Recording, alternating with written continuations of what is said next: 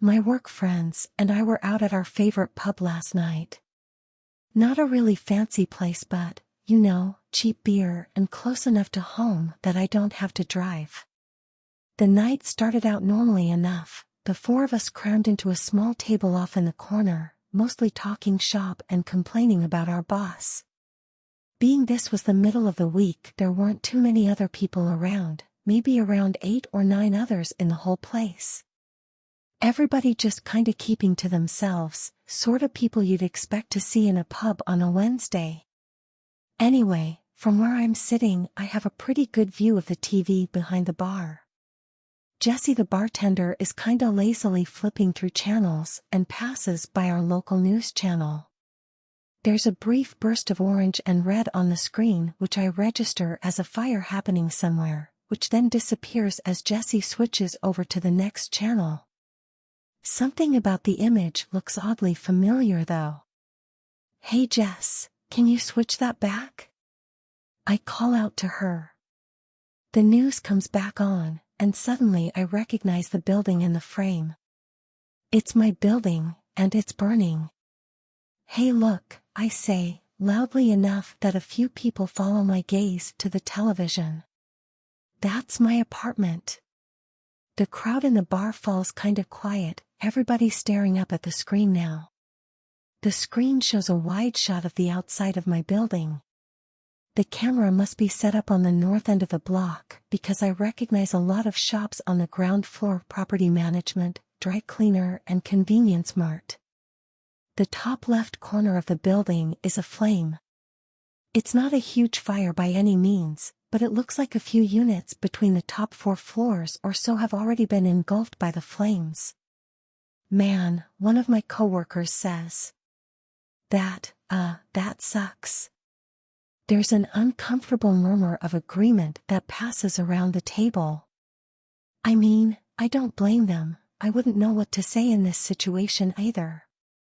"Yup, I agree," just as awkwardly.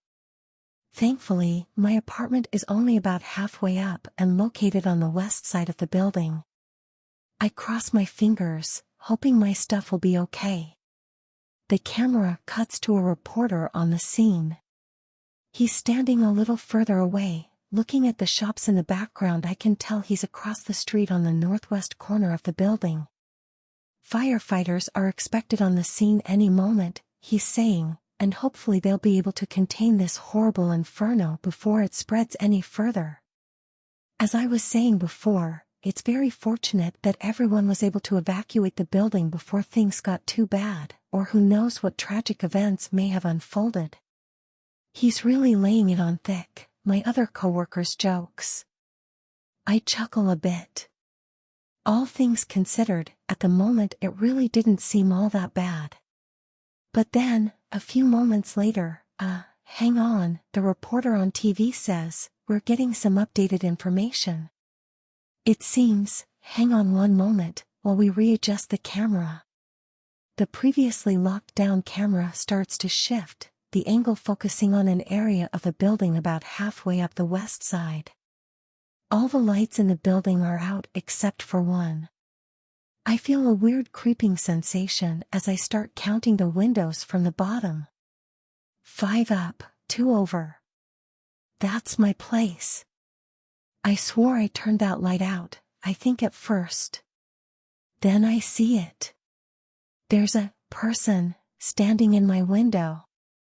The camera is zoomed out too far to make out any features, but it definitely looks like a man, and it's definitely standing in my apartment.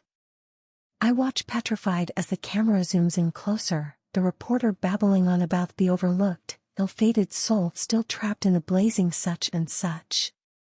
As the image gets closer, I start to make out more details. The person is dancing. Or something. I don't really know how to describe it, but he's moving around a lot, and everything he's doing has this bizarre rhythmic quality to it. He starts waving his arms in the air, back and forth, and then he's waving them up and down at his sides. Then he's banging both fists on the glass. Then he's waving his arms over his head again, back and forth. Everything he's doing is to the exact same tempo. 1, 2, 3, 4, 1, 2, 3, 4. He starts jumping up and down, waving his arms over his head like he's trying to get someone's attention from a long distance, but everything is to the exact same rhythm. Over and over again. 1, 2, 3, 4, 1, 2, 3, 4. What in the, I say, my voice a hoarse whisper. And then the camera gets a little closer, and finally we can make out the person's features. It looks almost exactly like me. It's wearing the exact same clothes that I'm wearing now, clothes I changed into moments before leaving the apartment earlier. Its face looks almost exactly like mine as well, except for its eyes.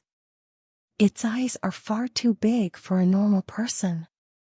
It also has this almost comical look of horror on its face. I don't even know how to describe it. Imagine if someone were pretending to look scared, but as a joke. It would have almost seemed funny if the circumstances were different, but instead it was just extremely unnerving. No one in the bar is talking now. Everyone is fixed on the TV. The person is still swaying and waving around, beating its hands on the glass or jumping in circles. I almost don't hear the reporter mention the fact that firefighters have rushed into the building and are now heading for my floor. Oh, I think, without really understanding what was happening. Please don't go in there. I stare transfixed at the screen.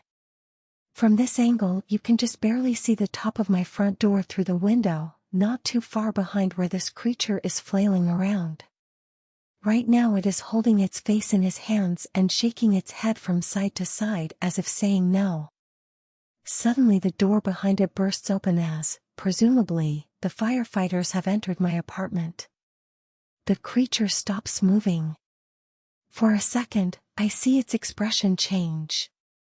The comical look of horror is gone, replaced by a huge smile filled with enormous, pointed teeth.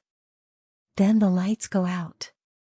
We all just sat there, staring at the screen as the camera slowly zoomed out from the now dark window. No one says anything as we all quietly pay our bill and leave. I went directly to my sister's place across town and asked to stay with her. I told her there was a fire at my apartment and that's it.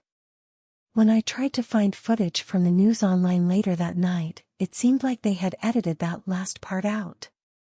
I don't know if any of you know what that thing was, but I hope they didn't put out that fire. I hope they let the whole place burn to the ground.